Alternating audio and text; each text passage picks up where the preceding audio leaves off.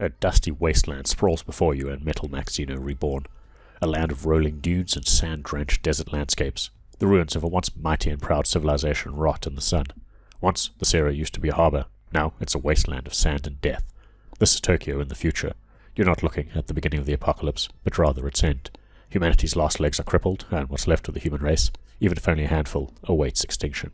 Not all of them, though. From the dusty ashes rises a new warrior, a new monster hunter whose calling it is to rid the world of the AI that caused this mass extinction, and the monstrous abominations born from the fallout. If you can find a few survivors to join your cause, all the better.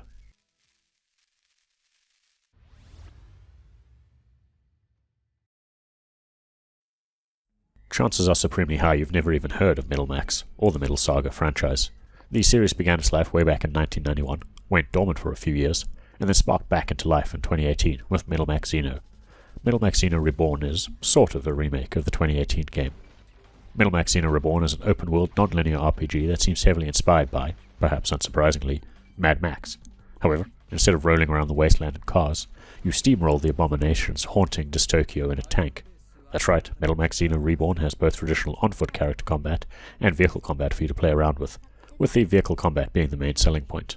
You'll come across your first tank very early on, even before finding another party member. Once you head on over to the Iron Base, which is your HQ from then on, the game drops you into its gameplay loop. Exploration, finding resources and parts, and kill, kill, kill.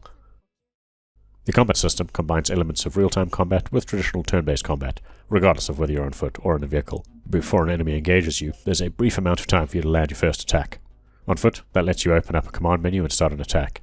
In your tank, it's the same process, except that you can choose which of your armaments to use before aiming in first person at them and blowing them to Kingdom Come. This preemptive attack can decide the outcome of a battle, possibly becoming one-hit kills the more powerful you become. Characters level in the traditional manner, with XP raising your level, and each level giving you skill points to put in your skill tree. This lets you increase your health, or raise your attack percentages with specific elemental attacks. Vehicles function very differently though. Combat rewards you with money and parts, and to increase your vehicle's power, you'll have to buy new weapons, or increase the stats of the ones you already have. There's a lot to take in here when looking at new weapons or modifying existing ones. It isn't only your attack power that changes, but the weapon's durability and overall weight. While small arms and machine guns, for both your characters and vehicles, have infinite ammo, your vehicle's heavy ordnance has a limit, meaning that you're always going to have to return to base to repair damage and restock from time to time. It also means you have to pay attention to your ammo count at all times, along with deciding which attacks are best to use in the current situation.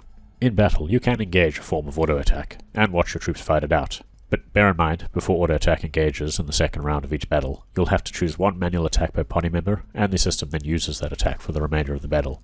So be wary of using a heavy cannon attack, and thus letting the system automatically churn through your limited ammo. Thankfully, auto-attack can be turned on or off at any time in a battle, if you're concerned. Although your characters will level up quite quickly, vehicles are where the game requires you to grind for that money and more components. It's not just the challenging wanted enemies that serve as the world bosses you have to contend with, but the game also blocks off new areas behind debris that requires a specific attack power to destroy, and things get very expensive very quickly when new weaponry and upgrades are concerned. As such, you can expect to spend a lot of time in each area maximizing your kill count. Thankfully, death comes with no adverse effects, nor does taking heavy fire really. Unless you specifically try to get yourself and your team wiped, Metal Max Xeno Reborn is rather forgiving about combat damage. Your vehicle can lose all their health points and weaponry, and yet still be drivable. Party members that take a dirt nap will just be left behind when you escape an overwhelming battle or just scrape through. However, thanks to the game's super handy fast travel system, which works everywhere when you're not in a fight, you can just pop on over back to Iron Base and have everyone healed, the weaponry repaired, and your tank resupplied. With such a heavy focus on vehicle combat, Mad Max Xeno Reborn feels like it should have been a third-person action game rather than an RPG. Vehicle controls feel primed for more than just turn-based combat. It's a small niggle, but overall the combat system works well once you gear it up correctly. When it comes to growing your party, new party members can be found both in Iron Base and in various places around the world. Each crew member has their own little backstory to contend with, but overall, Mad Max Xeno Reborn's story takes a backseat to the fighting. That said, kudos to the game for giving you a Shiba Inu as a party member that you can strap a massive cannon onto and chuck into battle. You can always visit the Iron Base's barman to have some lore handily recounted to you, while many quests rack up in your quest log, most of which can be completed multiple times for XP boosts, but they feel more like milestones rather than anything narratively significant.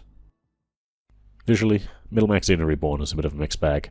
The various tank and vehicle models are wonderfully detailed and animated, and the characters are done quite well.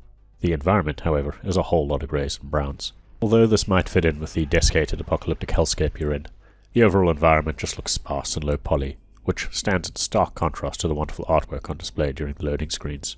The soundtrack, though, is pretty kick-ass, with some nice metal riffs during combat.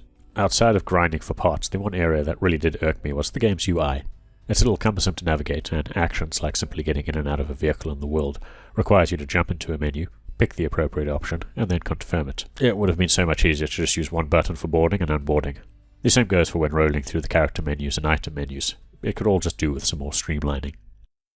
So despite feeling a little janky, Metal Max Xeno Reborn is a fun post-apocalyptic RPG with some great combat and a story that doesn't get in the way while you're playing. If all you've ever wanted was for your good boy, or girl, to be a beast on the battlefield while you roll around in a rusty public bus with missile launchers strapped to its roof, then Metal Max Xeno Reborn is the game for you.